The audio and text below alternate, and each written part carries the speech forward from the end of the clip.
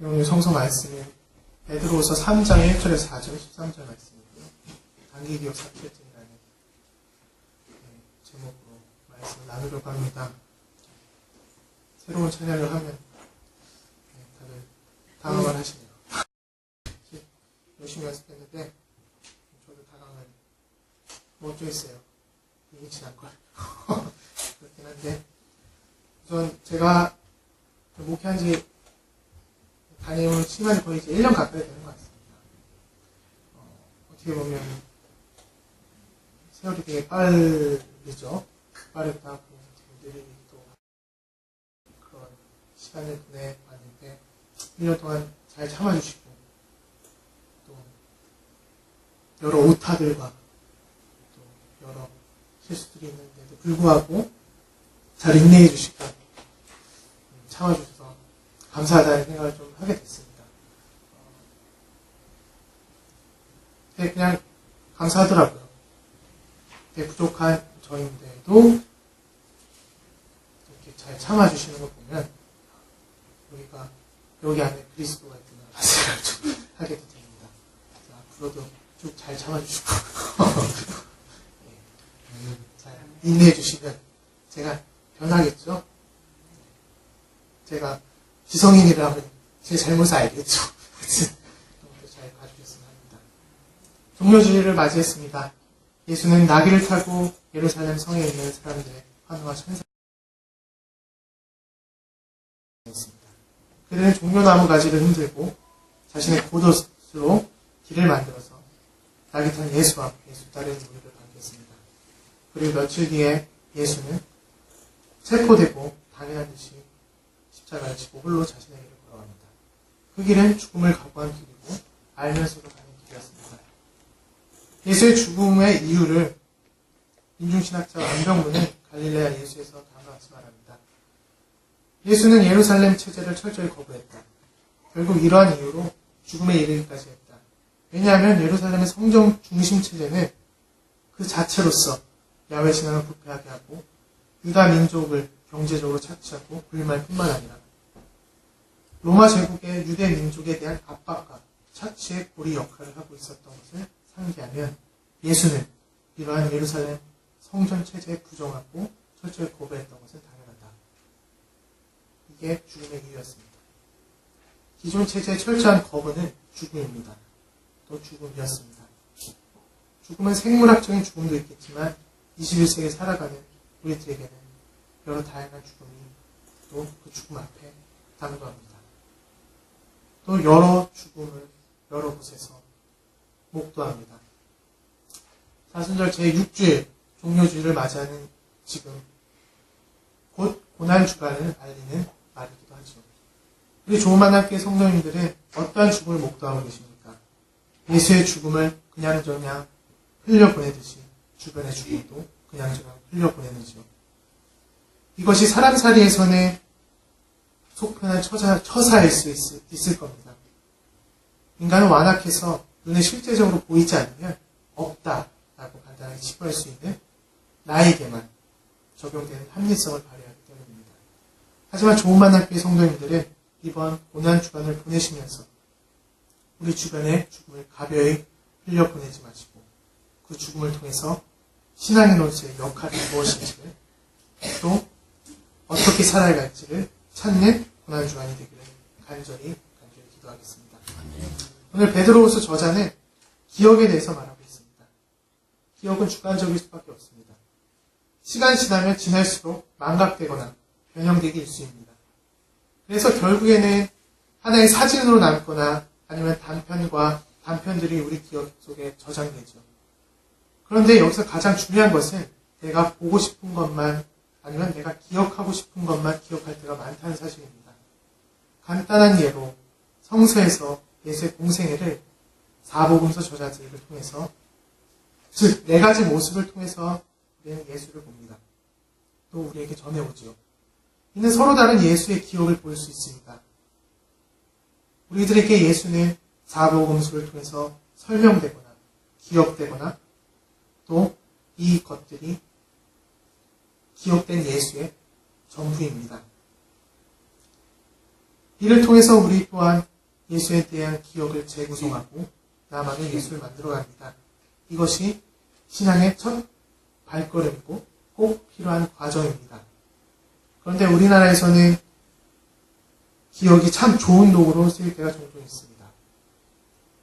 그냥 영상을 하나 보실 텐데 3분짜리인데 기억이 이런 식으로도 쓰이는구나.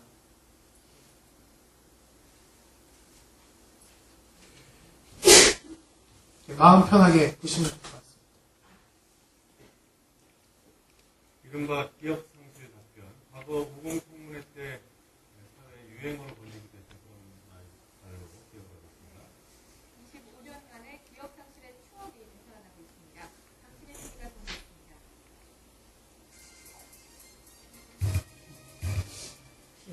1988년 12월 오공청문회에서 각서가 구속되는 것을 막겠다는 말을 한 사람이 있습니다. 바로 전두환 전 대통령의 총복이라 불리는 장세동 씨입니다. 장세동 씨는 전두환 정권 시절 대통령 안기부장을 지낸 인물입니다. 당시 청문회 때 노무현 전 대통령 등 야당 의원들의 주궁에 기억이 안 난다는 말으로 일관했습니다. 오공비리 주역들의 기억이 안 난다는 판을 박은 답변은 청문회가 헌정사상 처음으로 생중계된 덕분에 초등학생들 사이에서까지 유행어가 됐습니다. 이 기억상실 답변이 25년 만에 국정원 사건 관련자들 입을 통해 재방송되고 있습니다. 김용판 전 서울지방경찰청장이 대선 개입 의혹 사건을 은폐했다는 혐의로 지난해 8월 청문회에 섰습니다. 그는 국정원 댓글 사건이 불거진 직후이자 대선 직전이었던 2012년 12월 15일 청와대 인근에 있는 식당 백송에서 누군가와 몇 시간 동안 의문의 식사를 했음을 인정하면서도 그가 누구인지는 기억하지 못한다고 했습니다. 특히 이날은 경찰이 국정원에 댓글이 없었다고 발표한 바로 전날입니다. 김용판 전 청장에 이어 박원동 전 국정원 국익정보국장도 청문회에 출석했습니다. 박원동 전 국장은 대선 당시 박근혜 캠프 종합상황실장이었던 권영세 주중대사, 그리고 김용판 전 청장과 12월 11일부터 16일까지 여러 차례 통화했습니다. 대선 개입 사건과 관련해 국정원, 경찰, 새누리당 연계 의혹을 밝힐 핵심 인물로 주목받았습니다. 박원동 전 국장도 그 무렵 통화했는지 기억이 안 난다는 말로 피해갔습니다. 지난달 17일 국정원 재판에 불려나간 30여 년 경력의 한 국정원 요원은 원래 기억력이 안 좋다며 자신의 전화번호조차 기억하지 못한다고 말했습니다. 자신이 사용한 휴대전화나 전자우편 계정이 맞는지 묻는 기본적인 질문에조차 모르겠다고 말했습니다. 기존 진술을 번복한 점을 추궁하자 검사에게 겁을 먹었다고 답해 검찰을 우롱한다는 지적을 받았습니다. 답변으로는 모자랐는지 아예 기억상실증에 걸렸다는 경우도 있습니다. 서울시 간첩조작 사건 주요 피의자로 3차례 검찰 수사를 받았다가 자살에 기조했던 권 과장이 기억상실증, 그것도 자신이 범행을 저지른 사건에 관련해서만 기억상실증에 걸렸다는 추측이 일부 매체를 통해 유포되고 있습니다. 기억상실의 진화라 할 만합니다. 국민TV 뉴스 강신혜입니다. 네.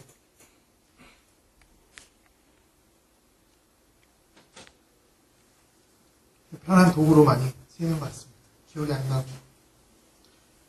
신종, 드라마에서만 볼 수 있는 신종, 단기 기억상실증이 나서 그날만 기억을 못한다고 이렇게 하는 것들 보면 참 기억이 어떻게 보면 누구한테는 소중한 기억일 수 있겠는데 나한테는 그렇게 하나의 도구로 전락할 때가 많습니다. 죄를 은폐하거나 되도 않는 의리를 지키기 위해서 기억은 좋은 도구로 사용할 때가 많습니다. 또한 기억은 생각을 가르는 중요한 계기이기도 합니다. 그래서 우리 주변에는 기억을 지배하거나 기억을 왜곡하기 위해서 혈안이 되어 있습니다. 대선에는 NLL 문제, 교학사 교과서 문제, 그리고 공약 파기, 공약 등 현 한국 사회에서는 올바로 기억해야 할 것들이 산적해 있습니다. 대한민국 국민들은 올바로 살기 위해서 정말 피곤하게 살아야 합니다. 여러 가지를 기억해야 되기 때문이죠. 본문 1절에서 2절은 이렇게 말합니다. 사랑하는 여러분, 나는 여러분에게 이 두 번째 편지를 쓰고 있습니다. 두 편지로 나는 여러분의 기억을 되살리면서 여러분의 순수한 마음을 일깨우려고 합니다. 그렇게 해서 거룩한 예언자들이 이미 예언한 말씀과 주님이신 구주께서 여러분의 사도들을 시켜서 주신 계명을 여러분의 기억 속에 되살리려는 것입니다. 라고 얘기하고 있습니다. 1절에서 순수한 마음을 NIV 성경에서는 wholesome thinking이라고 합니다. 이 뜻은 도덕적 또는 정신적으로 유익한 생각, 유익한 사고라고 해석할 수 있습니다. 다시금 해석해보면 여러분의 유익한 생각을 일깨우려고 합니다. 라고 해석할 수 있습니다. 그렇다면 기억을 되살린다는 의미가 무엇일까요? 첫째, 기억을 되살리는 이유는 바로 유익한 사고를 일깨우기 위한 하나의 과정입니다. 그리고 둘째, 기억을 되살리는 이유는 유익한 사고를 통해서 그리스도의 말씀과 명령을 되살리려는 노력을 하는 것입니다. 좀 더 설명해 보자면 1절에서는 일깨우는 것이고 또 1절에서는 되살리는 것이라고 나옵니다. 1절은 계속 영어를 써서 죄송한데요. stimulate라고 하는데 자극하다, 촉진하다, 고무시키다라는 단어를 썼고요. 2절에서는 recall이라는 단어를 썼습니다. recall은 상기하다, 생각하다 라는 뜻을 가지고 있는데요. 다시 다른 뜻은 소생하다, 부활하다, 회복시키다 라는 뜻도 가지고 있습니다. 다시금 1절과 2절을 해석해 본다면 이렇습니다. 여러분의 도덕적 그리고 정신적으로 유익한 생각을 일깨우려고 합니다. 그렇게 해서 거룩한 예언자들이 이미 예언한 말씀과 주님이 주신 구주께서 여러분의 사도들을 시켜주신 계명을 여러분의 기억 속에 회복하려는 것입니다. 라고 해석할 수 있습니다. 해석할 수도 있을 것 같습니다. 이것이 우리가 기억을 되살리려는 이유입니다. 좋은 기억은 되살릴 때 의미가 있고 이를 표대로 삼아 무엇을 추진할 수 있는 힘이 생깁니다. 가장 기억을 대표할 수 있는 것이 한국 사람한테 정이지요. 이 정은 같은 기억에 공유 없이는 불가능합니다. 같은 기억을 공유한다는 것은 끈끈해서 끊을 수가 없습니다. 그래서 정이 무서운 것이죠. 특히 밥정, 밥이죠, 먹는 밥. 밥정은 무시할 수 없습니다. 왜냐하면 우리들의 밥, 특히 좋은 만남의 밥에서는 안부가 있고 이야기가 있고 서로의 걱정이 있기 때문입니다. 그래서 밥을 먹으면 배부를 수밖에 없죠. 몸과 마음. 몸은 가끔가다 배가 금방 꺼질 때도 있긴 한데 하여튼 마음은 그런 것 같습니다. 그 좋은 기억들이 우리들 공동 식사에 묻어있고 제일 좋은 코이노니아, 참 좋은 예배, 활용 점정입니다. 어찌 보면 우리는 사랑의 밥을 먹고 있을 수도 있습니다. 김승희의 시처럼 말입니다. 별이 쌀이 될 때까지, 쌀이 밥이 될 때까지 살아야 합니다. 그런 사랑이 무르익고 있습니다. 오늘도 사랑의 밥을 드시고 사랑을 실천하는 여러분이 되기를 기도하겠습니다. 하지만 좋은 기억들을 살리지 못하거나 잊게 만드는 것들이 있습니다. 오늘 본문은 다음과 같이 말합니다. 3절과 4절인데요. 지금도 유효한 질문입니다. 우리에게 좋은 기억이 모든 것을 보장해 주는 것은 아닙니다. 기억을 되살리려는 순간 이 좋은 기억을 지켜야 할 의무도 따라옵니다. 하지만 이 기억들은 우리가 살아가면서 잊고 살 때가 너무나도 많습니다. 곧 우리는 단기 기억 상실증으로 살 때가 많습니다. 우리가 지켜야 되는 예수 순결의 가치가 우리의 일상에서 지켜지거나 적용 자체가 불가능할 때가 너무나도 많기 때문입니다.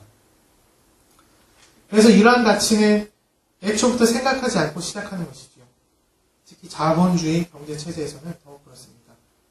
어떻게 보면 망각이라고도 할 수 있지만 그런데도 신기하게 예수 순결의 가치는 주일이 되면 살아납니다. 그동안 기억상실로 살아오다가 회복된 듯 기억이 되살아납니다. 과연 우리들은 어떻게 살아가야 나의 기억을 회복하면서 살아갈 수 있을까요? 시험은 결과라도 나와서 나의 노력을 평가받을 수 있는데 신앙은 무엇으로 결과를 낼 수 있을까요? 신앙생활을 판단하기는 영원 쉬운 일이 아니고 판단 자체가 불가능합니다. 그래서 신앙생활은 좌절과 실패의 연속일 수도 있겠습니다. 그렇다면 신은, 우리가 말하는 하나님은 이 실패와 좌절을 어떻게 보실까요? 좋아하실까요? 아니면 안타까워하실까요? 풀기 어려운 난제입니다. 오늘 본문은 이렇게 말하고 있습니다. 그러나 13절입니다. 그러나 우리는 주님의 약속을 따라 정의가 깃들어 있는 새하늘과 새 땅을 기다리고 있습니다. 전혀 위로가 되지 않는 말씀인데요. 위로가 되시나요? 네, 위로가 됩니다. 목사님 위로가 되셨습니다. 네, 그나마 위안으로 삼아야 할 것은 약속이라는 것입니다. 정의가 깃든 새하늘과 새 땅을 약속하셨습니다. 약속은 기대를 상징합니다. 그리고 기대를 충족시켜야지만 약속은 완성됩니다. 약속의 성취는 실질적인 행위가 뒷받침되어야 하는 것입니다. 그런데 분명한 것은 약속이 없이는 이 모든 것이 아무런 소용이 없다는 것입니다. 청년 예수가, 오늘 예루살렘 입성한 청년 예수가 좋은 만남 교회 성도님들에게 해준 약속은 무엇입니까? 약속을 성취하기 위해서 하루하루를 살아가십니까? 간단한 약속조차도 잊어먹은 단기 기억 30일증에 걸리셨습니까? 신앙생활을 판단하고 신앙생활을 보인다는 것은 상당히 어려운 일 같습니다. 아직도 저는 약속을 찾고 있습니다. 부끄럽지만 저도 단기 기억 상실증에 걸리죠. 주일이 끝나면 끝났다. 집에서 잘 쉬고 월요일도 쉬고 싶고 화요일도 쉬고 싶고 그렇죠. 그리고 설교를 준비하는 것도 어떨 때는 고역일 때가 많습니다. 왜 그러냐면요. 다들 이게 수준이 어느 정도 되시잖아요. 이제 성소 때부터 다 거치시고 뭐 그런 것들, 그리고 주변에 고통받거나 부정의를 봤을 때도 예수님의 약속을 생각할 때, 또 하나님의 약속을 생각할 때 과연 약속이 존재하는 걸까? 라는 생각도 좀 하게 됩니다. 어떤 게 약속일까요? 궁금합니다. 너무 궁금해서 요새는 그런 확신을 갖고 좀 살아갔으면 좋겠다 좀 하게 됩니다.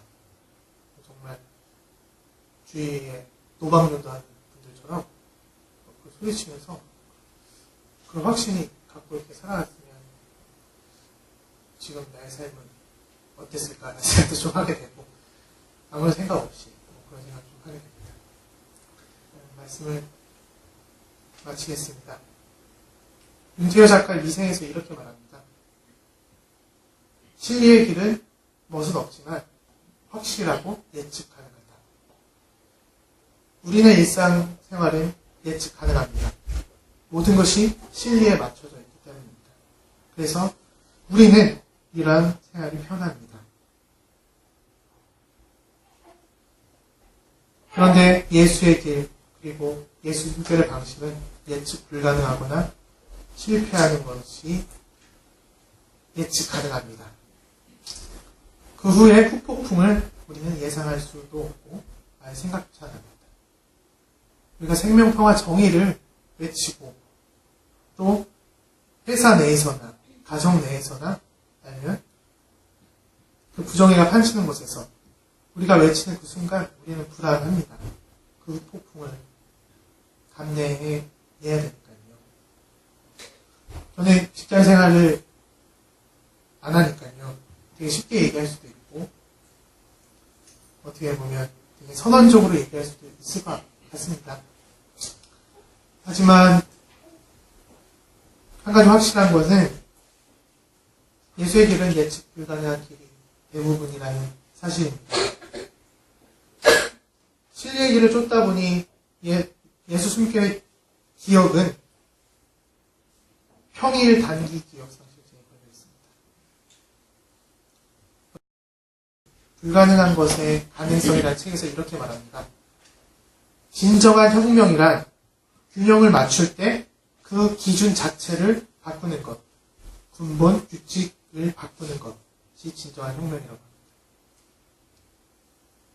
단기 기억 상실증에서 벗어나는 길은 바로 혁명인데 내 안의 혁명이죠. 또 혁명이 필요하죠. 그렇다면 근본 규칙을 바꿔야 합니다. 그것이 길입니다. 100% 예수 숨결의 방식으로 사는 것입니다. 이것이 바로 100% 그리스도인입니다. 힘들지요.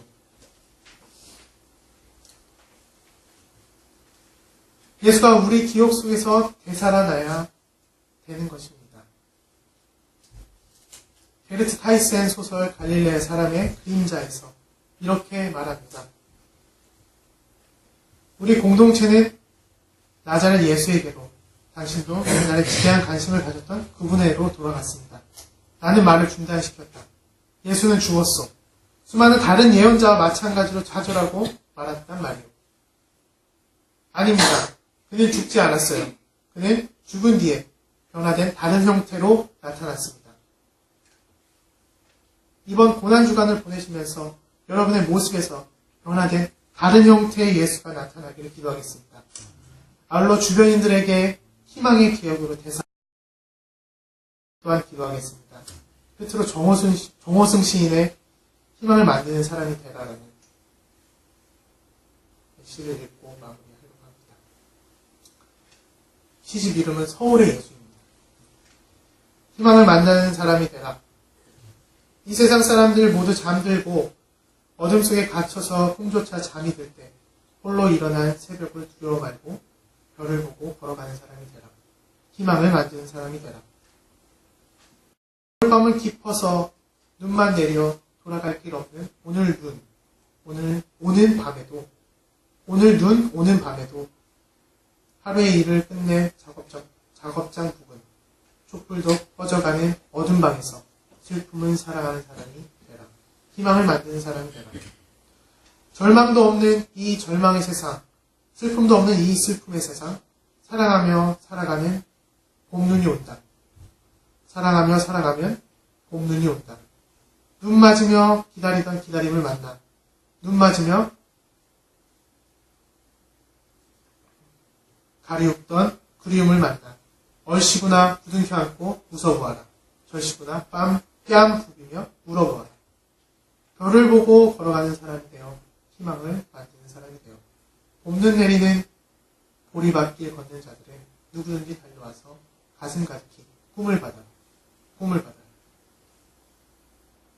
꿈을 꾸시고 예수의 약속을 실천하시고 단기 기억상실증에 벗어나 변화된 예수를 찾아내시는 여러분들이 되기를 기도하겠습니다. 아멘.